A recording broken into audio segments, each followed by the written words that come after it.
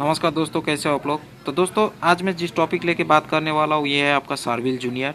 छोटे बच्चे लगते हैं जो घर में होता है ज़्यादातर, जिनको कॉफ की प्रॉब्लम हो जाती है किस कारण से, ठीक है, जो एनी टाइम खोखते रहता है, तो उन सब बच्चों के लिए ये सार्विल जूनियर जो कि बहुत ही बढ़िया एक कॉफ सिरप है। तो आज मैं इस टॉपिक लेके आप लोगों के साथ डिस्कस करने वाला हूँ कि ये किस तरीके से यूज़ होता है, साइड इफेक्ट क्या है और इसका एमआरपी क्या है, कौन सा कंपनी बनाती है। ठीक है, तो चलिए दोस्तों, शुरू करने से पहले स्वागत है मेरा DRTV चैनल में। मैं हूँ आपके दोस्त सुदीप।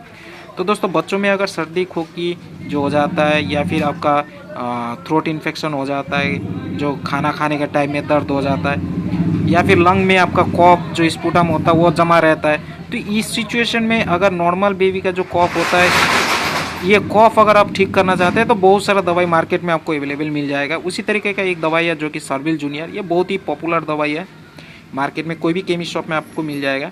तो सबसे पहले देख लेते हो दोस्तों कौन सा कंपनी इसको बनाती है। ठीक है, तो एडॉन्स लेबोरेटरी प्राइवेट लिमिटेड ये कंपनी इसको बनाती है और इसका जो एमआरपी है 65 रुपीज़ है इसका एमआरपी, और 60 ml में रहता है ये।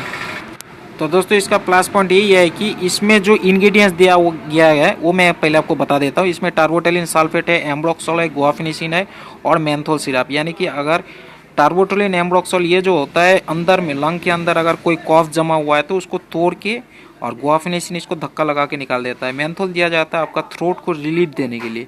ठीक है, तो बच्चों को जो थ्रोट में इन्फेक्शन वगैरह या फिर वो एक करवाहट जैसा महसूस होता है उसको रिलीफ देने के लिए। नॉर्मली इसका जो डोसेज है वो तो यहाँ पे आपका 2 ml से लेके 2.5 ml से लेके 10 ml तक है। तो वो आपका बेबी के ऊपर डिपेंड होगा कि उनको कितना देना पड़ेगा। और जब आप केमिस्ट शॉप से दवाई ले रहे हो तो वहीं से आपको बता दिया जाएगा कि किस तरीके से लेना है। बस इतना याद रखिए कि ये लेने के पहले और लेने के बाद जितना हो सके 10-15 मिनट तक आप अपना बेबी को कुछ लिक्विड टाइप का कुछ भी ना दें।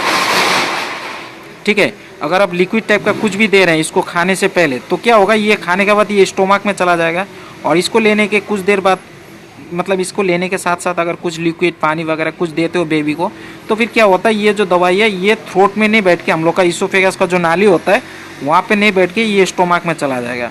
तो दोस्तों इतना याद रखिएगा, खाना खाने से पहले आगे कुछ नहीं है, लेकिन इसको देने से पहले और इसको खाने के बाद कुछ देर तक कुछ भी लिक्विड बेबी को ना दे। ठीक है, और नॉर्मली साइड इफेक्ट नहीं है। अगर आपको बेबी को साइड इफेक्ट होता है तो उल्टी वगैरह, पेट दर्द इस तरीके का हो सकता है। ठीक है, और नॉर्मली एम्ब्रोक्सोल, गुआफिनिसिन या फिर टार्बोटोलिन में कोई साइड इफेक्ट नहीं होता है। तो आशा करता हूँ दोस्तों आज का टॉपिक आप लोग को अच्छा लगे। अच्छा लगने से सब्सक्राइब जरूर कीजिएगा, बेल बटन प्रेस कीजिएगा। Thank you for watching DRTV। Next video में फिर से मुलाकात होगी दोस्तों, तब तक के लिए हैव ए नाइस डे।